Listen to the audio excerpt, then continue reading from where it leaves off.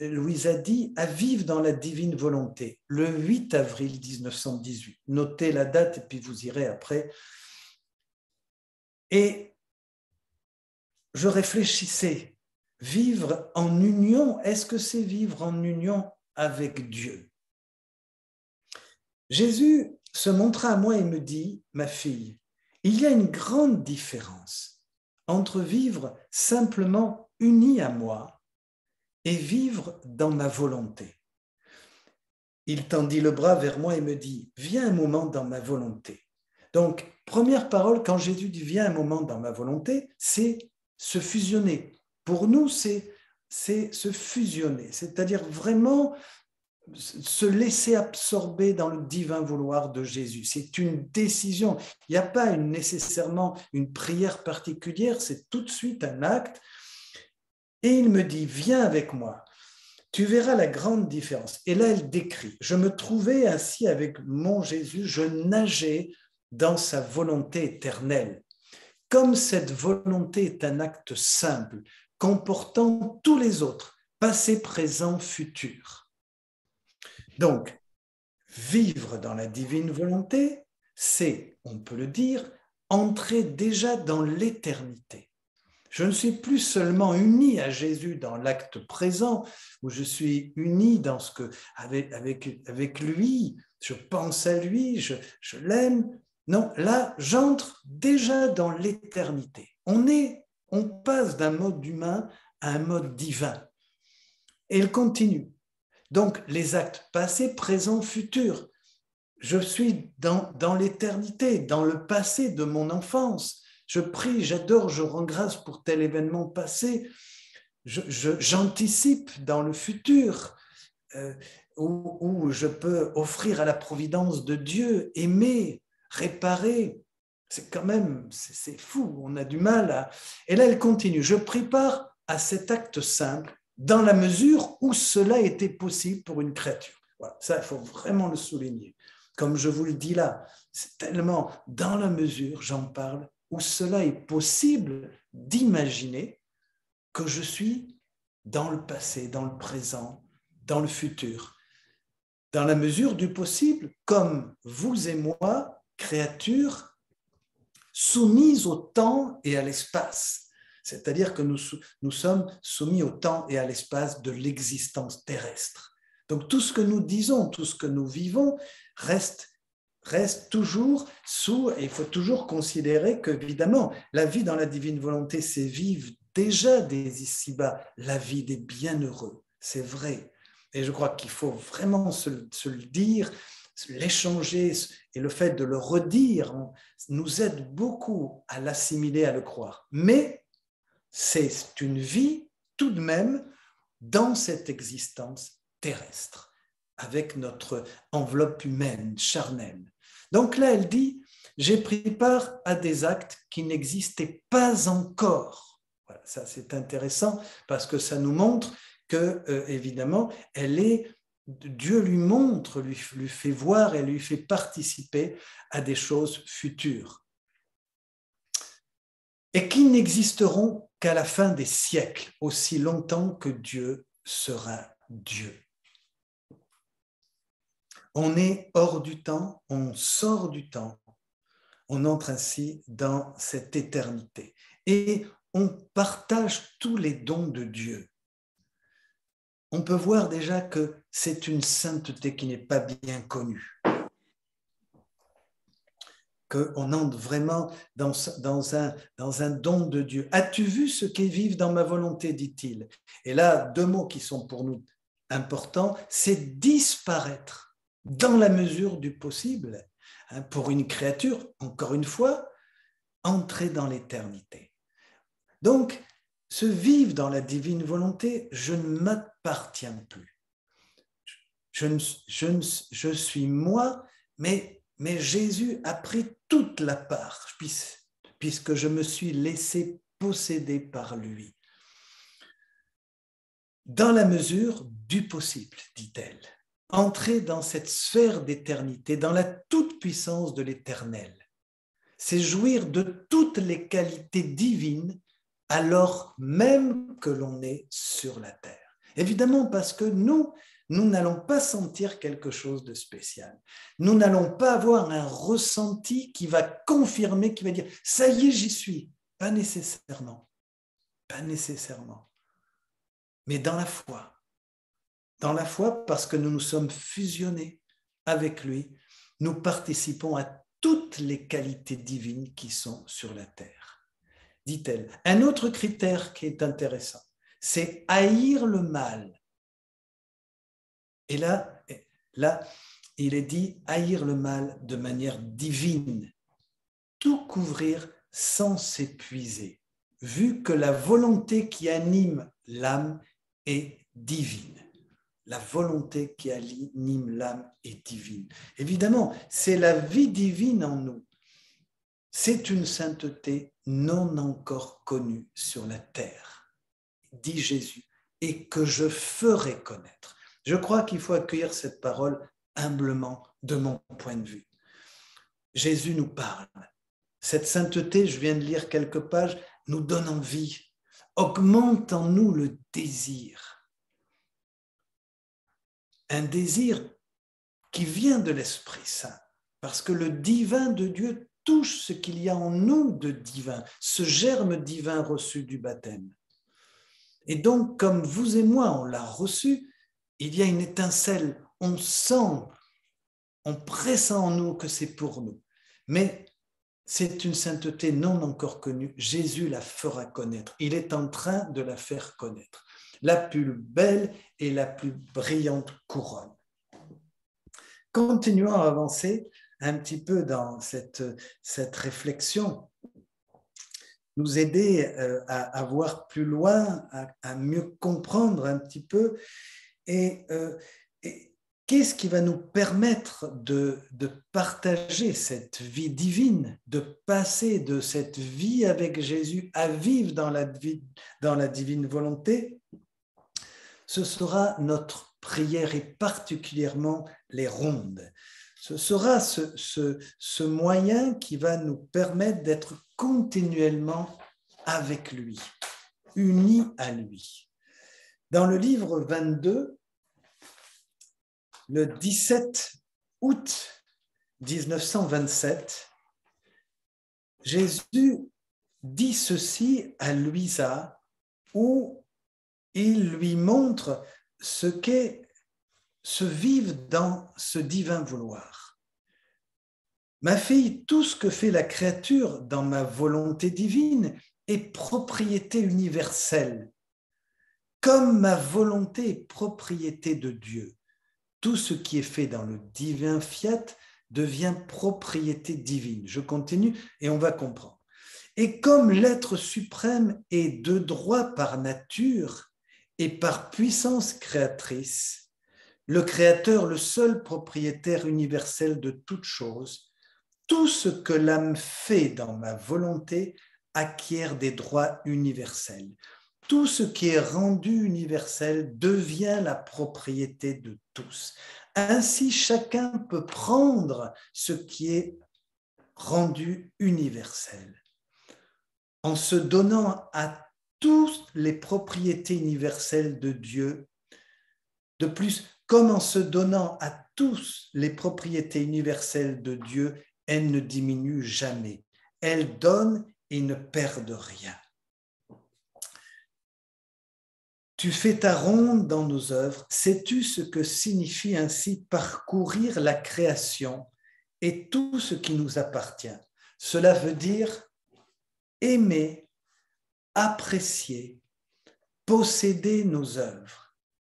Et je ne serais pas pleinement heureux si je ne voyais pas que la petite fille de ma volonté ne possède pas ce que je possède. Donc, là, on a une définition très claire, très précise de ce vivre dans la divine volonté. Et des rondes, c'est posséder les mêmes œuvres que Jésus a. Pourquoi? Parce qu'il veut nous les donner. Et là, il continue. Dans ma volonté, je souhaitais qu'elle puisse en avoir conscience, qu'elle possède mes richesses. Je trouvais bien des vies en toi qui ne sont pas en moi, des vies d'amour total, des vies de lumière. Par conséquent, tu dois posséder en toi ce qu'elle possède en moi.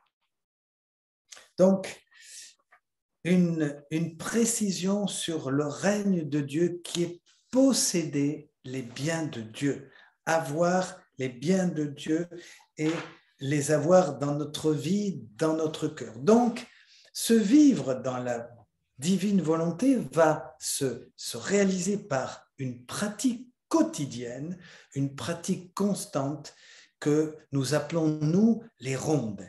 Et ces rondes vont nous permettre de nous approprier toutes les œuvres de Dieu. Souvenons-nous, ce n'est pas seulement s'émerveiller, contempler telle ou telle belle chose de la création, de la rédemption ou des œuvres de sanctification et simplement nous émerveiller. Ça, on peut dire que dans l'ordre de la rédemption, c'est rendre grâce à Dieu. C'est déjà une grande étape, c'est louer Dieu.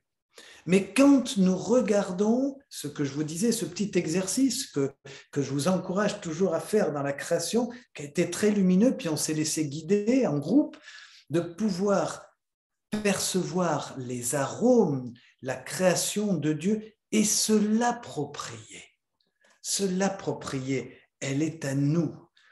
Donc, nous nous approprions ce que Dieu nous donne, nous l'aimons, ce sont aussi nos œuvres, elles deviennent nôtres. Et nous les rendons à Dieu avec nos je t'aime, notre je t'adore, notre louange qui nous est propre. Nous n'avons pas besoin d'utiliser des mots que nous avons lus ou entendus. Chacun le dira avec ses propres mots à lui. C'est ça que Dieu souhaite entendre, recevoir, ce qu'il y a d'unique en nous, dans chaque nature humaine.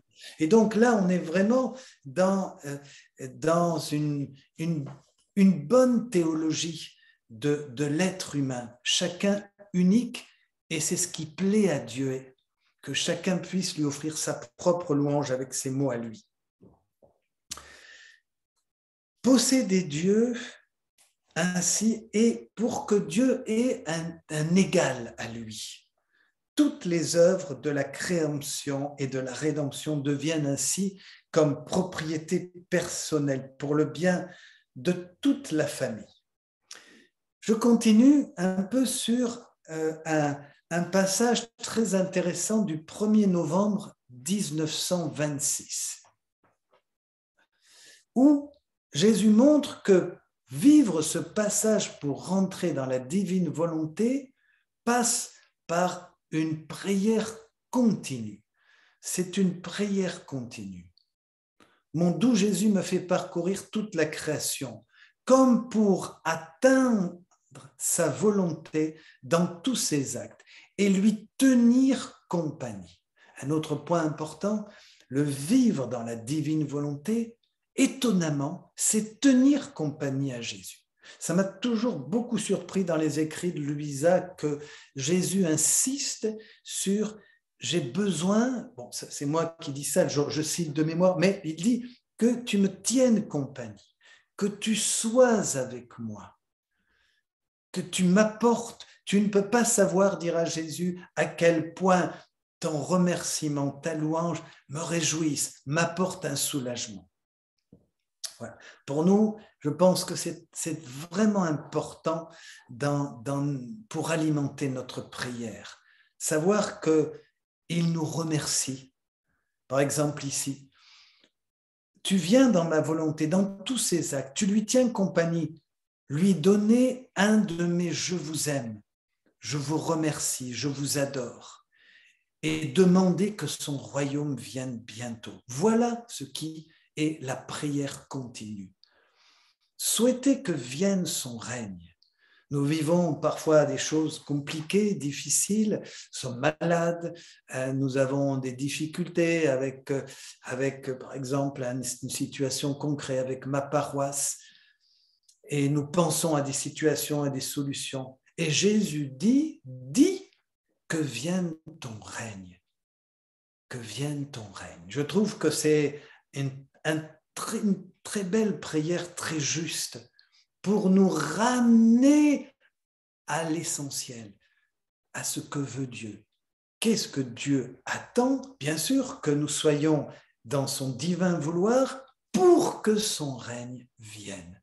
Souvenez-vous, Matthieu 6, 33 et 36, ne vous inquiétez pas du lendemain, mais cherchez le règne de Dieu en toutes choses, et tout ce vous sera donné par surplus, par surcroît. Cherchez son règne, que sa volonté soit faite.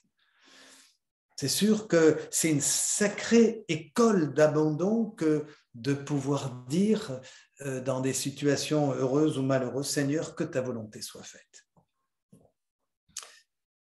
En aimant, en glorifiant notre éternité,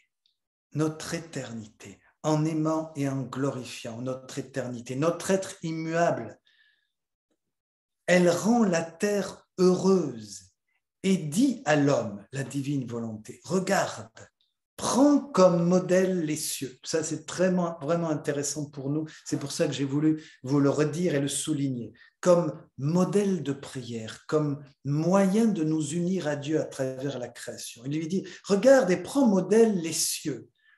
Ils sont toujours étendus au-dessus de toi. Sois toujours ferme dans le bien. Évidemment, la contemplation de la nature nous renvoie à ce que Dieu est, les cieux, l'éternité, l'étendue, l'immensité, ce vertige de l'immensité autour de nous, mais aussi de la fermeté, de la stabilité. Que je regarde les cieux, le ciel, je verrai toujours le ciel. Et ça doit nous instruire sur ce que Jésus attend de nous. Je trouve ça très éclairant que la création est remplie de la divine volonté. Donc, elle nous dit non seulement ce qu'est Dieu, mais ce que nous devons être. Voilà, ça, je trouve que ça doit être vraiment quelque chose à souligner. C'est ça la vraie prière, la vraie contemplation. Ce qu'est Dieu, mais nous apprenons, nous déchiffrons à travers le créé ce à quoi nous sommes appelés à devenir. Notre devenir. Donc, ça nous fait comprendre deux choses. La première, que nous sommes toujours dans la création. Nous continuons à être créés, comme dit saint Paul. Toute la création aspire à la révélation des fils de l'homme. Ça, c'est la première chose. Et la deuxième chose, qui doit nous rendre toujours attentifs, c'est que tout ce qui nous entoure, tout le créé, mais aussi tout ce qui nous arrive est parole de Dieu, est un message divin. J'aime pas le mot message parce que la révélation de livre du ciel n'est pas un message en tant que tel, comme le message d'une belle parole que nous entendons, comme un message entendu. Il est la révélation de la divinité de Jésus dans son humanité. Il est la révélation du Christ à Louisa et à toute la famille humaine. Il se révèle dans sa divinité. Il nous dévoile les secrets de son être divin. Donc, je crois que c'est encore plus dense, plus profond qu'un simple message. Alors, je continue pour comprendre ce que dans la création, Jésus nous dit. Il nous dit ce que nous devons être. Sois ferme, toujours ferme, comme tu le vois dans le ciel. Sois ferme dans le bien. Tout comme je suis toujours étendu ici pour te protéger, afin que toi aussi, comme un deuxième ciel peuplé d'étoiles, qui à tes yeux semble si bien relié aux cieux, que l'on peut dire que les étoiles sont les filles des cieux. Et là, il reprend, pour que tu sois également ferme dans le bien et que les cieux de ton âme soient constellés d'étoiles, comme d'autant de filles nées de toi. C'est-à-dire que, évidemment, pour montrer que notre vie a une fécondité continue. Une fécondité continue. Vivre dans la divine volonté, c'est continuellement être dans la fécondité de vie divine. On va le dire simplement, savoir que chaque fois que nous appelons dans notre vie, que nous appelons dans nos actes la vie divine, tout simplement, quelle que soit la forme, eh bien, notre vie a une fécondité divine, immense, au-delà de ce que l'on peut penser. Et donc là, Jésus continue. Ainsi, en faisant une ronde de la création, lorsque tu arrives aux cieux, évidemment, dans les rondes, on arrive aux cieux, on contemple, on loue, on adore, on rend grâce. Toi aussi, uni à notre volonté, aime, glorifie notre éternité.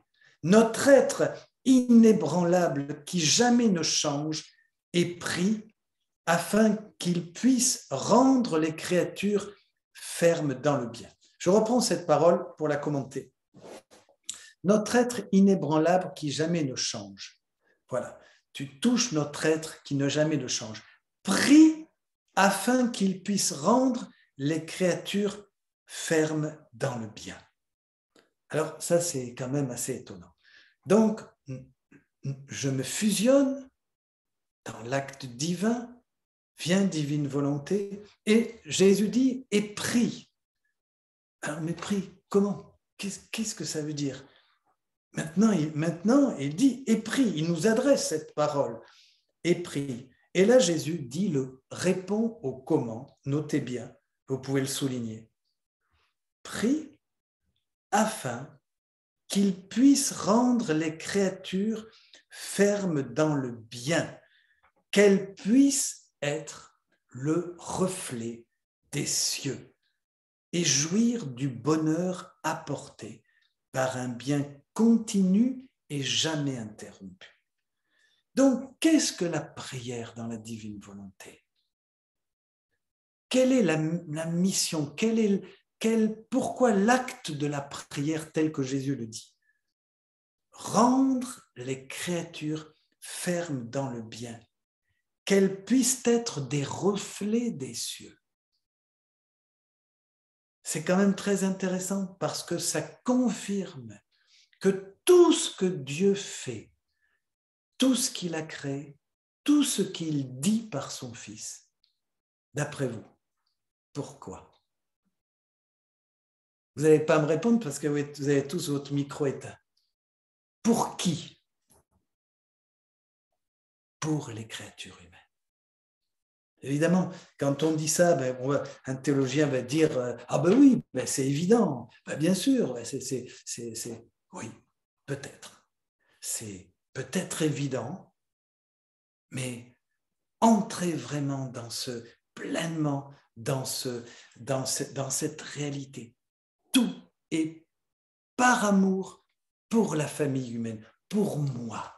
Des fois, j'aime bien dire, ça ne tient qu'à moi, donc j'aime bien dire, c'est pour moi. Je me le dis comme ça dans ma prière, c'est à moi que tu l'as fait, c'est à moi que tu l'as dit. Et je crois qu'au ciel, on aura des surprises comme ça, on aura des étonnements. Mais je ne voudrais pas attendre le ciel pour, m'émerveiller. Déjà, dès commencer maintenant. Donc voilà, ce texte du 1er novembre 1926, magnifique. Reprenez-le, j'insiste, 1er novembre 1926, qui est vraiment lumineux pour bien nous amener à comprendre ce que fait Dieu. Où tout cela nous appartient, est à nous, nous est donné pour vivre vraiment pleinement de sa présence, de ce don qu'il nous fait.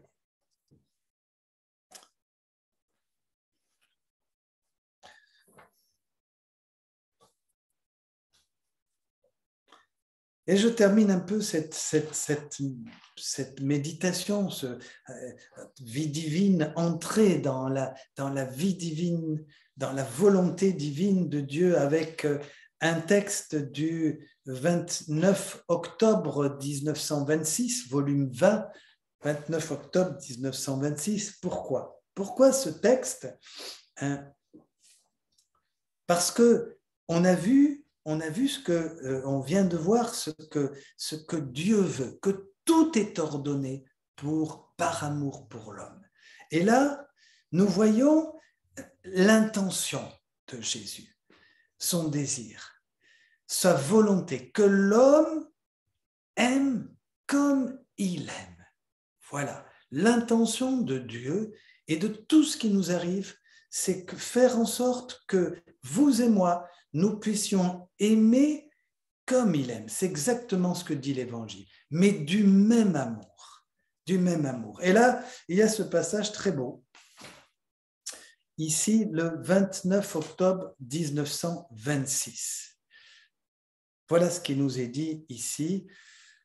Après tout cela, après avoir tout créé, dit Jésus, ça c'est étonnant parce que quand je pensais ça, il y a quelques jours, on se réunissait avec des catéchistes et vous savez, on étudie chacun un peu sur différents livres, etc.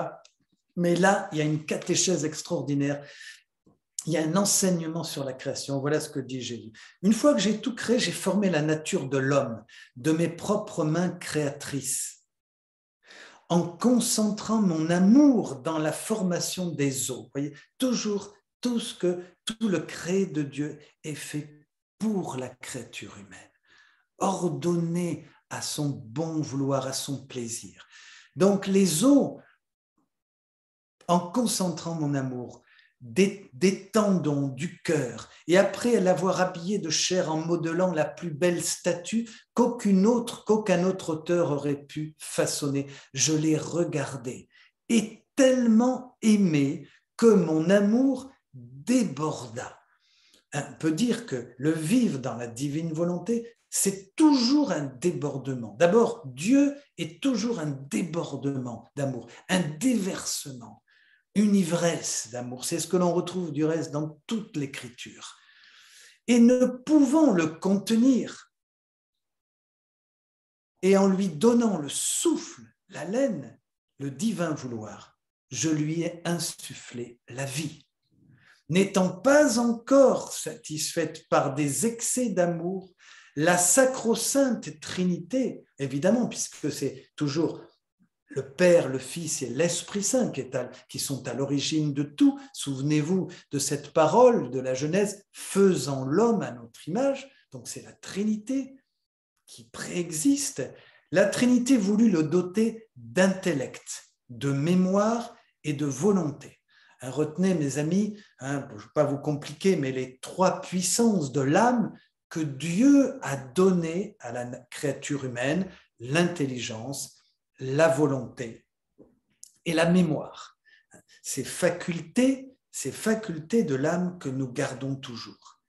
Et selon la capacité de la créature, donc la parole continue, nous l'enrichîmes de toutes les parcelles de notre être divin. Toute la divinité était occupée à aimer et à se déverser en l'homme dès les premiers instants de sa vie. Il sentit la grande force de notre amour, exprima avec sa voix du fond de son cœur son amour à son Créateur. Voilà. Donc là, nous avons ce que nous disons, le vivre. Quand Dieu a voulu donner à l'homme le divin vouloir, il l'a rendu capable d'un échange, d'une correspondance. Vous et moi, notre vraie vie, c'est de vivre cette correspondance d'amour à Dieu, avec Jésus. Comment correspondre? En lui redisant notre amour, d'égal à l'égal, en lui redisant que nous l'aimons, que nous l'adorons, en lui redisant à travers tout le créé, toutes les choses, toute la vie. Donc, vous voyez bien que ce que nous appelons ici, que nous découvrons dans les rondes, ce n'est pas un exercice, un moment, c'est vie, Jésus va le dire. D'ailleurs, que tes rondes soient vie, qu'elles soient continues. Comme nous fîmes heureux, toute la divinité était occupée à aimer. Et là, comme nous fîmes heureux en entendant que notre œuvre, la statue que nous avons fait parler nous aimer d'un amour parfait. Évidemment, Jésus dira à Louisa dans un autre passage que ce qui faisait sa joie, c'est que la créature, sa créature était une voix. Elle était la voix de toute la création, de toute la nature, évidemment, la voix, puisqu'elle parlait, nous aimait d'un amour parfait. Nous sommes tous appelés à aimer d'un amour parfait. C'est pour ça que nous passons par la purification. C'est pour ça que nous sommes éprouvés, que nous ressentons en nous les méandres de notre nature humaine pécheresse, passionnée, en lutte, en butte, qui trébuche, qui avance. Ça, c'est vraiment le résultat de notre nature humaine continuellement en purification. Bon, ça, c'est des choses que vous et moi, nous savons bien, mais c'est bien de nous le rappeler aussi, toutes ces peines que nous avons. Il faut toujours leur donner un sens. Si elles n'ont d'autre sens que de nous purifier, que purifier l'être en nous pour nous élever et que nous vivions cet échange de volonté, comme dit Jésus. Mais pour que nous vivions cet échange de volonté, il faut vraiment que notre volonté humaine soit totalement purifiée, transformée, changée. Et donc ça passe, et c'est aussi toutes les étapes bien décrites dans les 11 premiers livres de la vie de la divine, du livre du ciel.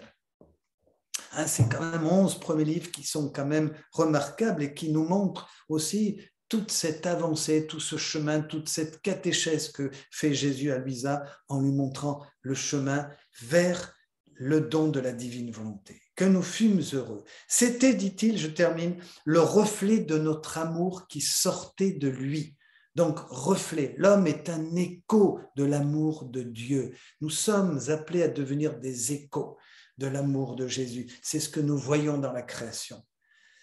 Cet amour n'était pas contaminé par sa volonté. Il était parfait car il possédait la plénitude de l'amour. Donc, ce que nous pouvons dire très justement, c'est que actuellement, mon amour est contaminé par ma volonté. Et donc, voilà. Mais dans la création originelle de Dieu parfaite, évidemment, il n'y avait pas cette contamination de la volonté humaine. Voilà. Nous avons fait, nous avons dit, nous aimons. En entendant que l'homme nous aimait, notre joie, notre contentement furent si grands que pour compléter la fête, nous le fîmes roi de l'univers, tel le plus beau joyau de nos mains créatrices. J'ai souligné cette phrase. Nous le fîmes roi de tout l'univers, tel le plus beau joyau de nos mains créatrices. Voilà, vous ne trouvez pas ça magnifique?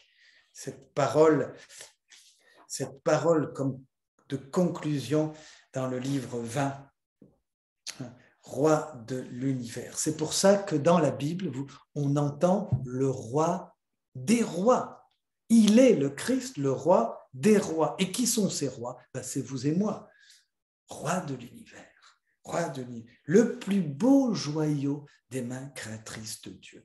Quand vous entendez cette parole, il ne faut pas l'entendre comme quelque chose qui nous déborde, qui nous dépasse, d'inaccessible, puisque c'est justement ce don de la divine volonté qui nous y introduit et qui nous fait part, qui nous met à la fois sur le chemin où nous pouvons déjà puiser, recevoir, partager, devenir vraiment un écho de tout l'amour de Dieu parce que nous appelons Jésus dans tous nos actes divins, la vie divine dans tous nos actes.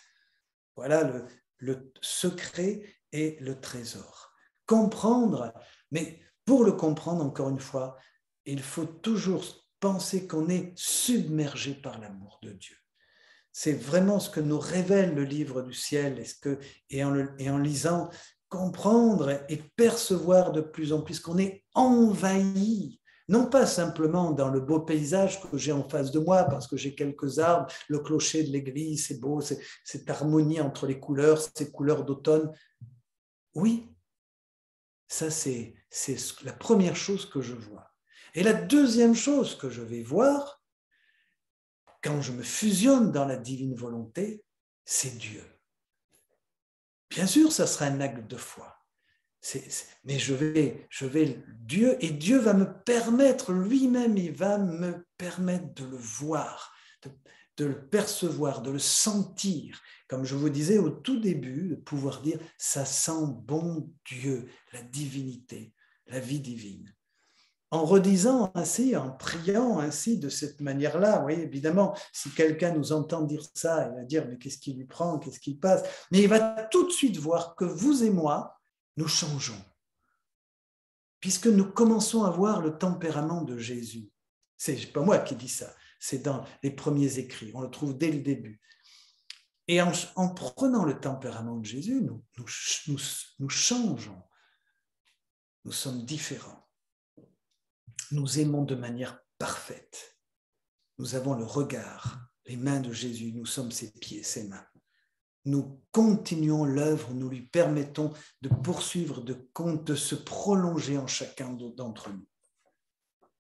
Voilà, mes amis, quelques mots qui sont forts, je trouve, parce qu'ils sont tellement puissants, mais que c'est important de pouvoir le souligner de nouveau, le redire.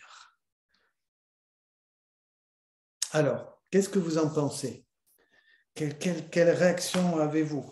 C'est mieux que j'arrête et que je puisse éventuellement, ou un commentaire, ou une expérience que vous avez vécue qui irait un peu dans ce sens. Ben moi, je n'ai toujours pas compris, vivre avec Jésus et vivre dans la divine volonté, c'est pareil ou c'est différent? Alors, c'est une bonne remarque que tu fais, c'est une très bonne remarque et ça me touche d'autant plus que effectivement, on est dans la frontière, on est dans le passage.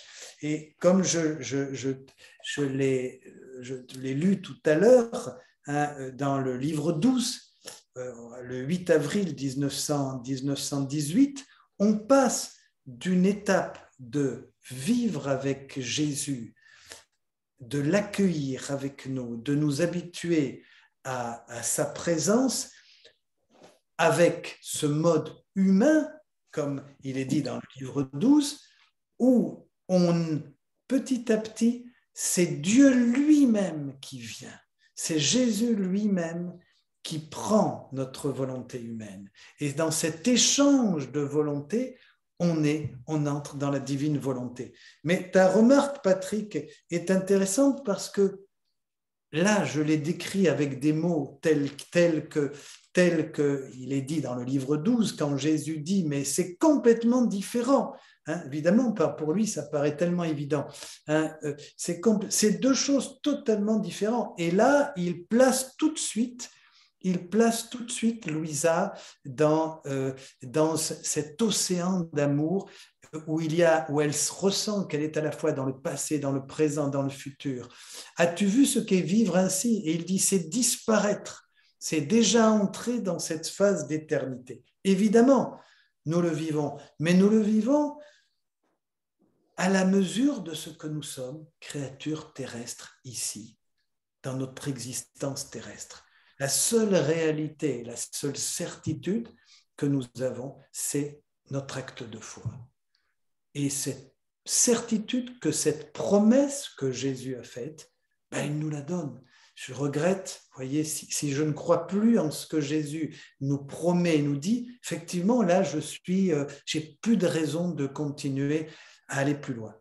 La seule raison qui me permet de savoir que vous et moi, nous avançons et que nous sommes capables de passer, que nous sommes passés dans le divin vouloir, c'est que Jésus a dit de le demander et qu'il nous le donnerait de toute manière. Voilà ce que je peux vous dire un peu en réponse. Et merci encore, Patrick, pour ta remarque pertinente. Quoi d'autre, mes amis?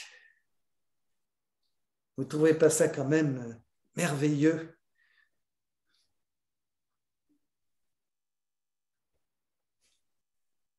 ou est-ce que ça vous paraît compliqué? Alors moi j'ai une question, je vais avoir une remarque impertinente.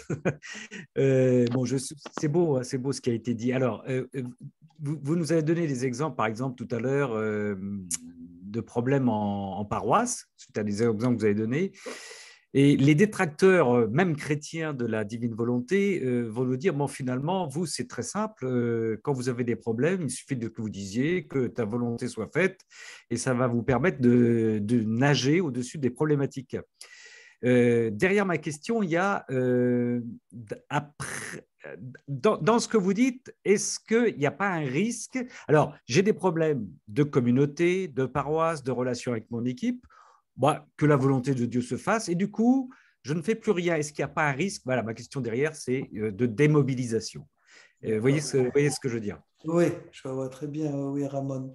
Oui, oh, que c'est impertinent, ça, Ramon. Et, et, oui, ben oui. Alors, j'ai envie de répondre dans le même sens.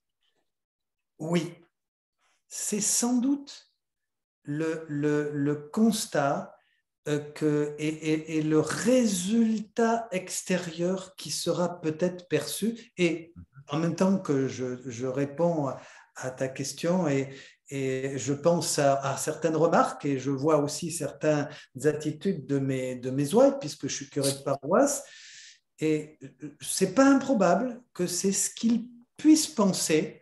Quelque chose me fait... Parce que, effectivement, la clé que Jésus redonne dans la vie dans la divine volonté, c'est quand même cette démarche d'abandon et cette attitude qui quand même pas une attitude facile, c'est pas simplement dire, alors extérieurement, ça paraît très simple de dire, ben, Seigneur, que ton règne vienne, voilà.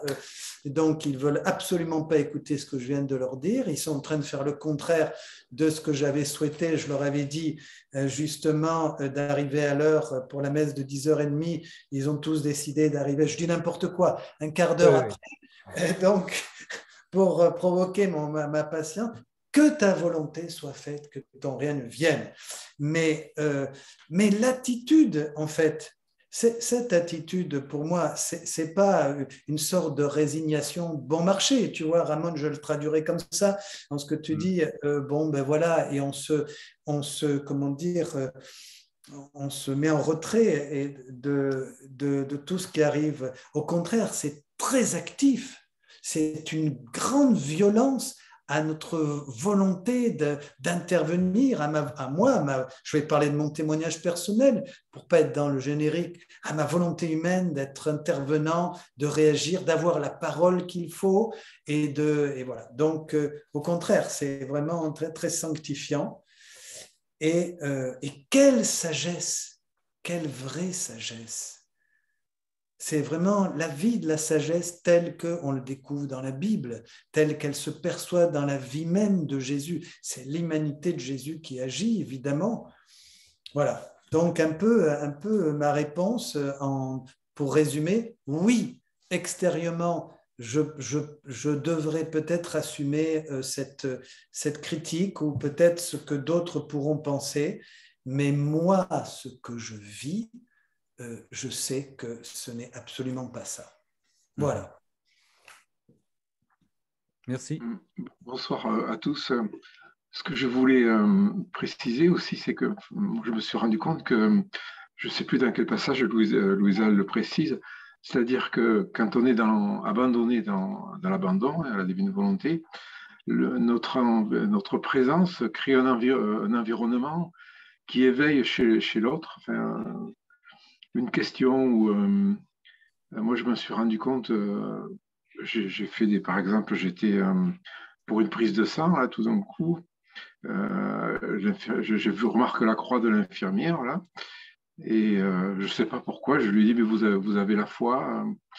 Et elle me dit oui, puis après, de bouche à oreille, j'ai donné le témoignage j'ai donné ce beau témoignage de la divine volonté. Et dernièrement, j'étais hospitalisé aussi, et une infirmière qui regarde le livre du ciel, je ne sais plus, le tome 8 que j'avais sur ma table de nuit, là, Alors, voilà, je suis parti, finalement, à la fin, j'ai envoyé le lien sur son téléphone. Une autre infirmière l'a voulu. Enfin, voilà.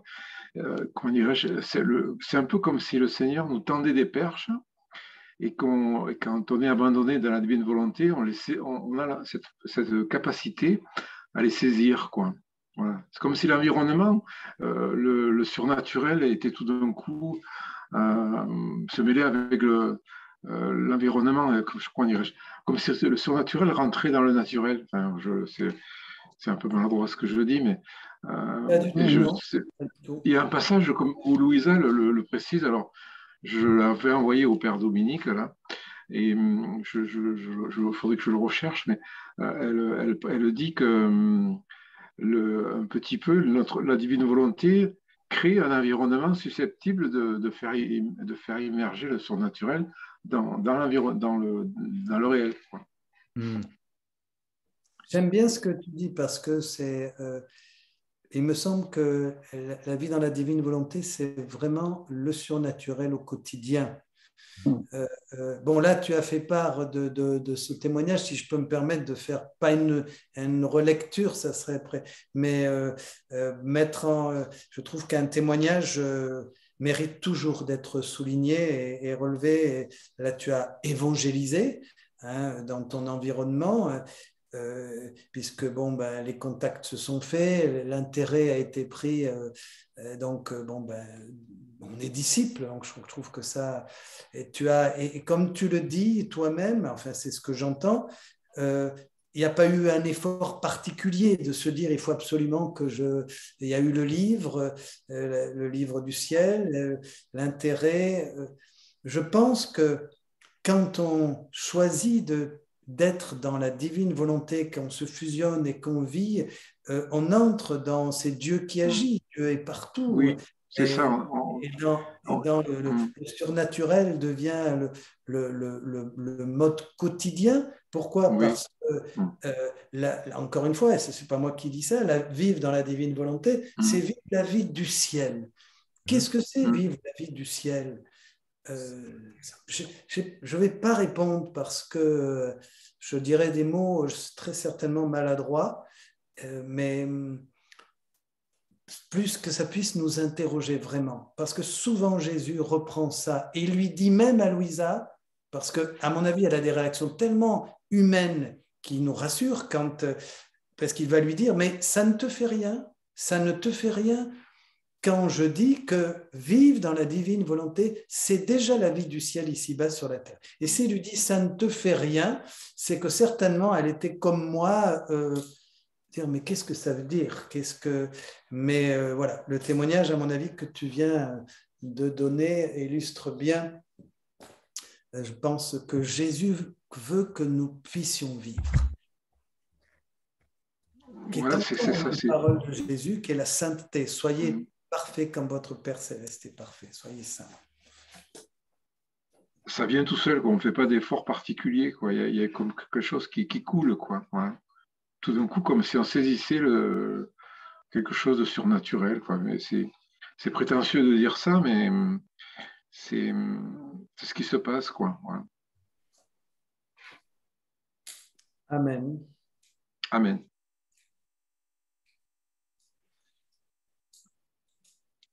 Oui, si je peux me permettre, je confirme ces expériences qui nous arrivent ponctuellement, au moment où on s'y attend pas, ou ayant prié, la situation change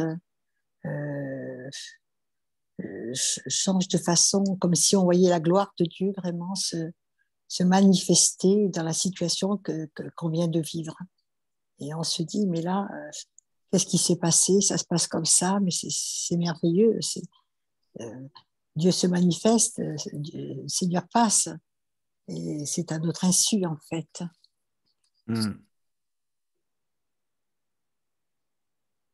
Alors, on a déjà ça quand on commence à vivre dans le mystère de la rédemption, donc avec le Christ, avec Jésus, on a on commence à être attentif quand on se laisse conduire par l'Esprit Saint et on a des lumières, hein, puisque les dons de Dieu sont agissants, donc dons de sagesse, dons de science et dons sont agissants. Donc on a déjà ça. Quelque chose qui nous fait pressentir, mais le passage, c'est ça l'intérêt aussi de notre travail, de notre lecture, le passage dans le divin vouloir. Hein, le passage dans le divin vouloir, c'est ce quelque chose d'autre, cette éternité déjà ici-bas, il n'y a plus, il faut lire les textes pour s'en imprégner, parce que quand Jésus dit, et elle dit, Louisa dit, mais j'étais à la fois dans le passé, le présent et le futur. Qu'est-ce qu'elle veut dire? Quel ressenti elle avait? Mais je pense que le meilleur moyen pour avancer et comprendre, c'est nous souvenir qu'il y a une promesse que Jésus a faite. Et quand il nous dit, mais et dites que ta volonté soit faite sur la terre comme au ciel.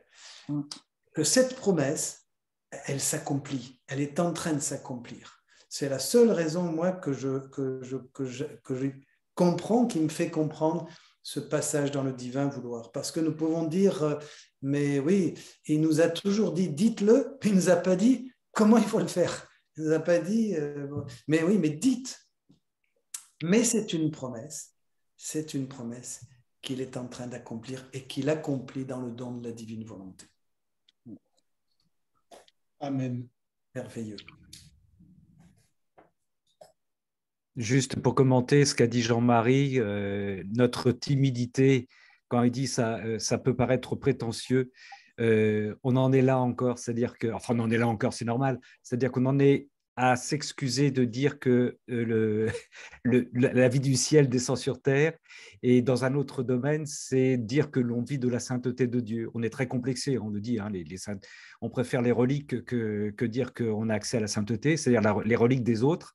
Mais dans notre vie, à travers le divin vouloir, on a du mal à dire, et on s'excuse, donc ça paraît prétentieux de dire qu'on vit de la vie divine. C'est extraordinaire quand même, quoi. Parce que pendant des siècles, on a été, et puis de même ce que disait Jean-Jacques au départ, c'est-à-dire on a eu des siècles, des siècles plutôt de Jésus qui venait vers nous pour nous sauver, et on a du mal à comprendre que Jésus a besoin de nous. Voilà. Oui. Que nous avons à aller vers lui. C'est incroyable, quoi. C'est incroyable. Il a besoin de tout ce que tu as dit au début de Topo. Tout à fait, tout à fait. Merci Ramon pour ces paroles. Oui, tout à fait. Et même, même dans nos prédications, nous les pasteurs, les prédicateurs, comment dire, je pense que c'est une des raisons pour laquelle on trouve beaucoup de textes où Louisa encourage pour les prêtres, etc. Parce qu'évidemment, dans le témoignage, comme tu viens de le dire, dans ta chambre d'hôpital, c'était une forme de prédication. Donc, c'était une prédication, un message. Donc, alors, évidemment, pouvoir arriver avec courageusement à en parler et en dire et l'exprimer et parler de ce don de la divine volonté. Voilà. C'est ce que je m'efforce de faire avec mes confrères déjà, et je vous assure que c'est pas commode, mais voilà, je suis encore vivant, hein, et je n'ai pas été exclu, banni, ou je ne suis pas exilé dans des îles. Non, je suis encore vivant. Mais donc vous, quand vous transmettez un livre, je sais, j'ai beaucoup de courriers de ça. On a, avec mon frère, on livre un prêtre. Il faut le faire, parce qu'il faut le faire, on ne sait jamais ce qui se passe, un message, un petit livret, une invitation à telle ou telle chose, c'est vraiment une belle invitation, ne pas avoir peur, parce que même s'il n'est pas lu immédiatement, même s'il n'est pas pris au sérieux, l'Esprit Saint se chargera du reste. Donc, tout ce que vous faites pour vos pasteurs, vos prêtres, je dirais les petits gestes que vous pouvez avoir pour faire connaître le message de la divine volonté, ce n'est pas moi qui vous dis ça. Hein. Tout ça, c'est Jésus qui le dit à Louisa et qui insiste pour qu'il soit connu, que le message soit connu. On doit vraiment nous efforcer de pouvoir trouver tous les moyens pour faire connaître ce trésor des trésors, ce message de la divine volonté, cette révélation de la divine volonté. Voilà, mes amis. Merci. Béni par le Seigneur. Est-ce qu'il y a encore autre chose? Mais moi, je vous dis bonne soirée avec le bon Dieu, qu'il vous garde dans son amour et dans son divin vouloir. Et pour les Parisiens, la semaine prochaine, bonne retraite. Hein? J'espère que ça sera sympathique et nourrissant. Au nom du Père et du Fils et du Saint-Esprit. Amen. Amen. Je vous embrasse tous dans le Seigneur. À bientôt. À bientôt. Merci, Père. Merci, à bientôt. Merci, Merci beaucoup. Soirée,